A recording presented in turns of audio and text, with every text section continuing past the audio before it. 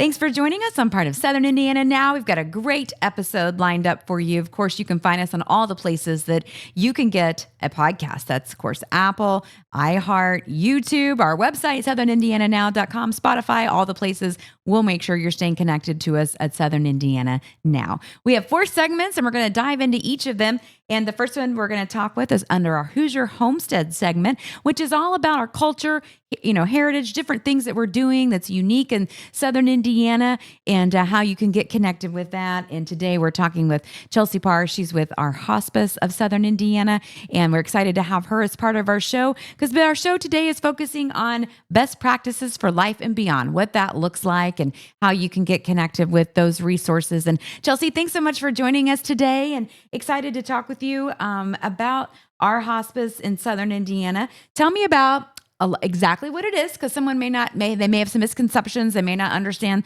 some more up-to-date definitions.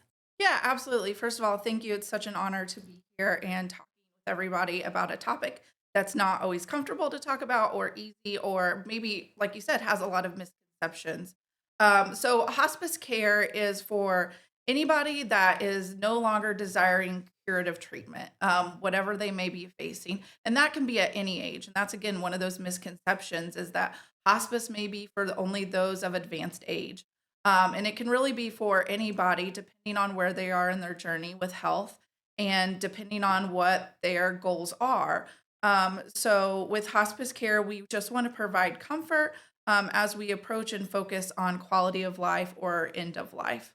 All right. So tell me about some of those positive stories, those different unique moments that you've been able to work with patients or clients. Oh, awesome. Yeah. The stories, there are so many. And that's the great thing about hospice, is we get to do a lot of great things to make every moment count for those that we're serving. And those can be both small and big. Some of the big ones that I have really looked forward to or have been a part of are when we get to honor those kind of final wishes.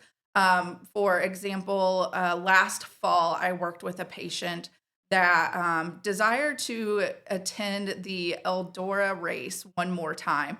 And for those that are in the communities where dirt racing is a huge thing, you kind of know how important that is. And so I worked with a local Corvette club, Southern Indiana Corvette, and they were able to sponsor the funds for him to be able to go to that race. The fun part is that Tony Stewart, the NASCAR driver, actually owns that track. And so when he heard what we were doing and what we were putting forward, he decided to kind of help us out. And not only did he make sure that our patient had a great time, but he also let him into his own private suite there at the track. Wow. So our patient got a really great experience.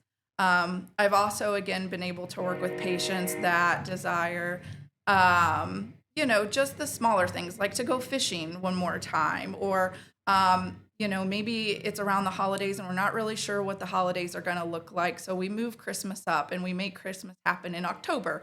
And we bring Santa out, or reindeer, or things like that really bring the magic in a time where it can be dark. Yeah, I love that. Well, tell me some other things that you want to make sure people know so they can get connected to our Hospice of Southern Indiana. Yeah, and with any hospice organization, you want to look for what's going to meet your needs. With our Hospice of South Central Indiana, we cover over 22 counties, and it seems like we're always growing. And our goal is to kind of meet you with what you're needing. And maybe you're not ready for hospice care. Maybe you want to talk about palliative care or other options where you can still receive some curative measures. That's a discussion that's always available to you, no matter what community you're in. In the same way with our hospice, is we're able to provide a certain set of things, but maybe those don't fit your needs. We're happy to help you find the organization that does. So that you can receive the comfort and quality care, whether that's in your home, at a facility, or whatever that might look like for you. All right. Well, thank you so much for joining us. We're going to keep it right here on Southern Indiana Now. We'll talk more as we go throughout.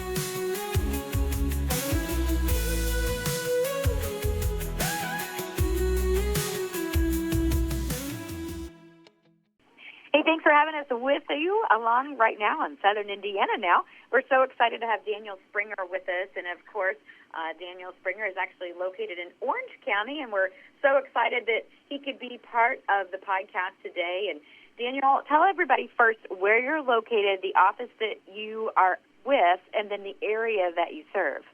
Sure. So my name is Daniel Springer, owner of Springer Insurance, and we have multiple locations. I primarily sit in Orleans, Indiana, but we do have locations across southern Indiana to serve this entire area. Yeah, well, I'm glad you could be part of our show today. Want to make sure that people have all the right things in the buckets when it comes to planning, life planning.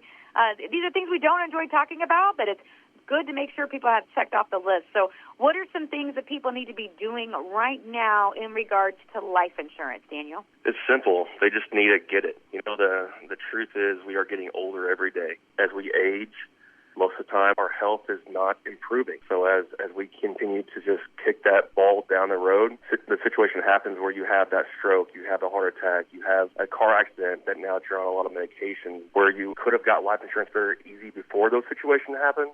Now that after that situation has happened, it might be impossible or a lot more expensive. So the simple thing is just to go ahead and get it right now while you're young, healthy, while you're able to get it. So for those people that don't have life insurance, it's affordable, right? I mean, there's all sorts of options available. What goes into finding out what people need, and what do they need to have ready for you, Daniel? It is not a one-answer-fits-all. It is 100% what is your goals with life insurance? Is it something that you want just for the next 15 years or 20 years or 30 years while you have a mortgage? And then after that, you're not worried about this anymore? Is this something that no matter what age you pass away, you want to make sure you're taking care of your family, whether it's debt or estate planning, or just making sure that you're able to give all your assets to your family instead of having to give that back to the government? There's a lot of things that go into this, whether it's a simple $20,000 policy to make sure you're protected and ready for final need, or if it's a multi-million-dollar policy for estate planning. There's all kinds of different types of products, whether it's a permanent policy that's locked in for the rest of your life, no changes will happen, or if it's just nothing more than a 10-year term while you still have a home mortgage. There's a lot of questions you need to ask yourself, but as far as affordability, yes, I mean, we can get something very affordable to fit your needs. We know those needs change. That's why we want to make sure that you're connected with Springer and Springer Insurance. Check out all their locations serving Southern Indiana. Daniel, what is the best way people can reach you? Just call my office at 812-865-3133. Then myself or somebody on my team can help you out. We'll be back on Southern Indiana Now. I'm Kelly Trask.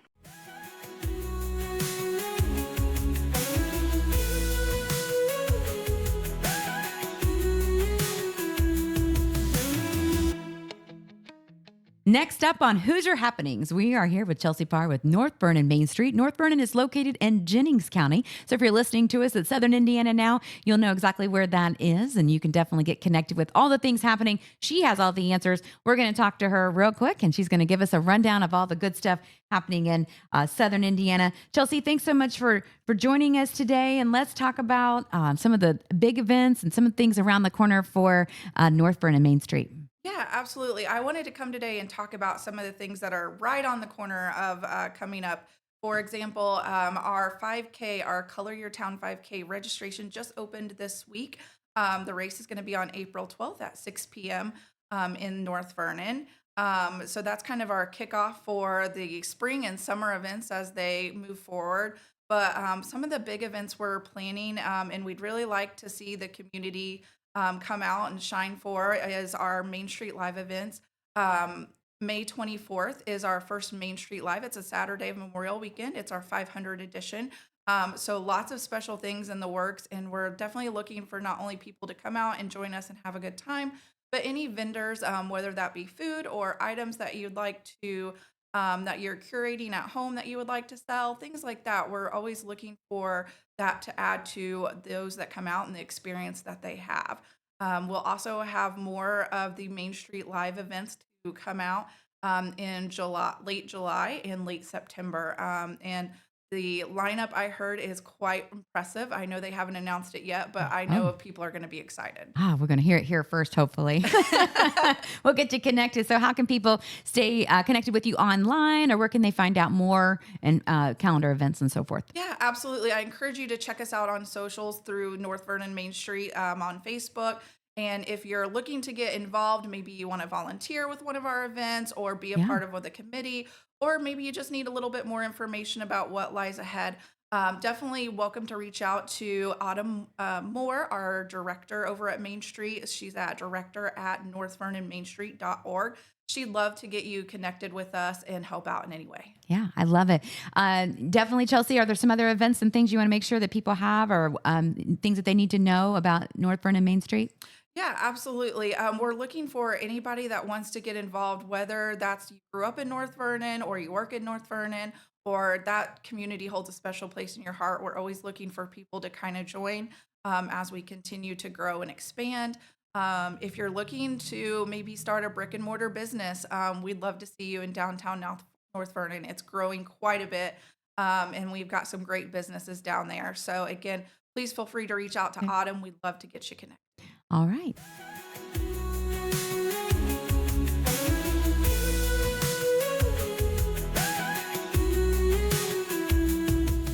We're excited to have Brandon Hensley with us from the Jackson County Bank Trust Fund, and we're excited to talk with him about ways that you can create a legacy for after you're gone. If you want to create some things, ways to give back to your family, your community, this is the guy we need to talk to today. So we're going to be speaking with Brandon this morning. And also, if you are thinking about setting a scholarship up in a loved one's name, different ways to connect with that, Brandon's our guy. So let's talk to Brandon right here. And Brandon, tell us a little bit about what you do and how you see that benefit the community. Yes. Well, thanks for having me. Currently work for Jackson County Bank as a trust officer. So one of my responsibilities is to administer the Greater Seymour Trust Fund.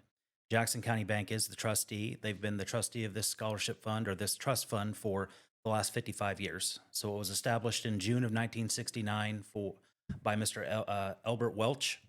And what that does is provide grants and scholarships to the community to provide for the cultural, scientific, literary, and educational needs of the community. So it's been very impactful over the years. I've been affiliated with the bank now for 19 years.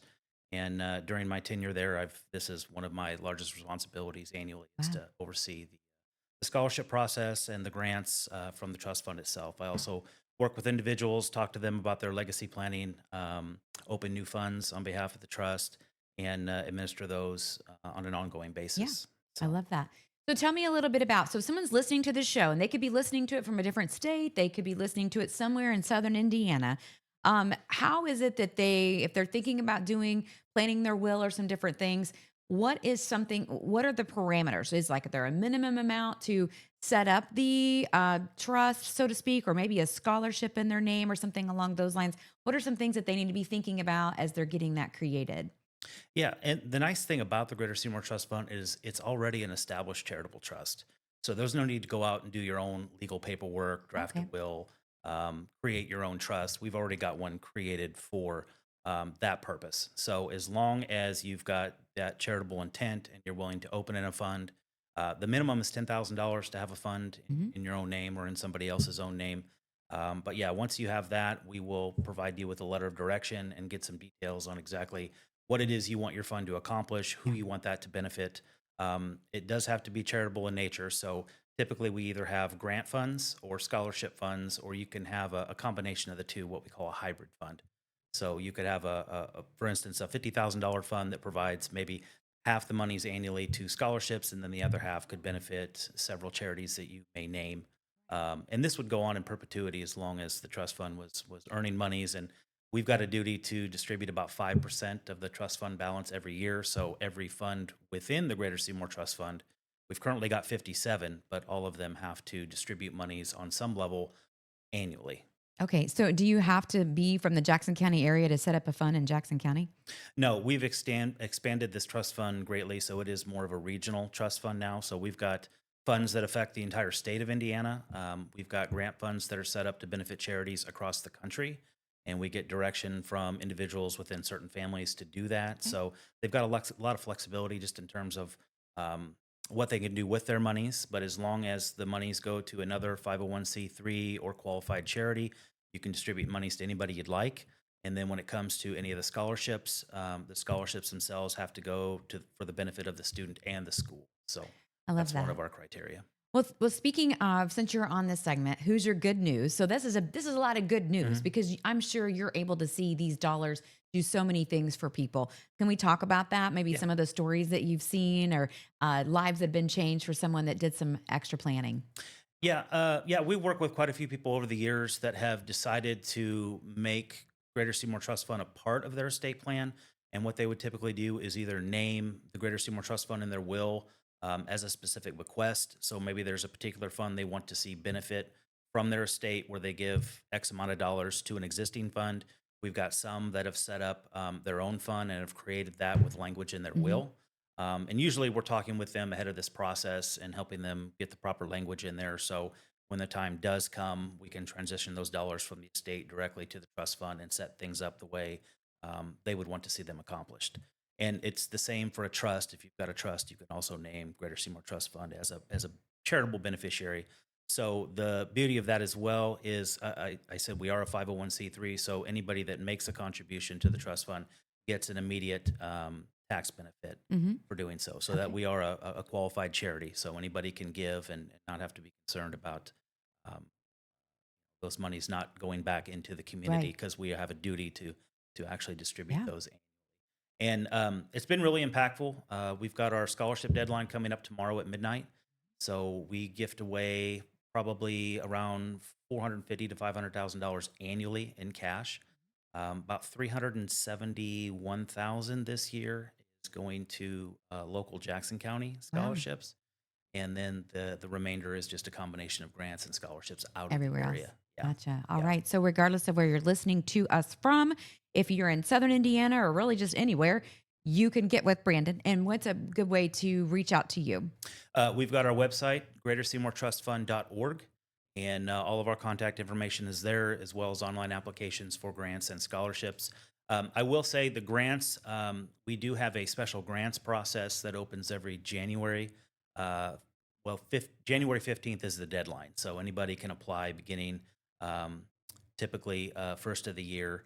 I think we open that up actually December 1st through January 15th, and they can apply for grants. And that just affects the city of Seymour. All the other grants are specific to these funds, and we gift out monies that go to specific charities or to charities that are named by various family members. All right. Well, thanks so much for being part of Southern Indiana Now. We'll be right back.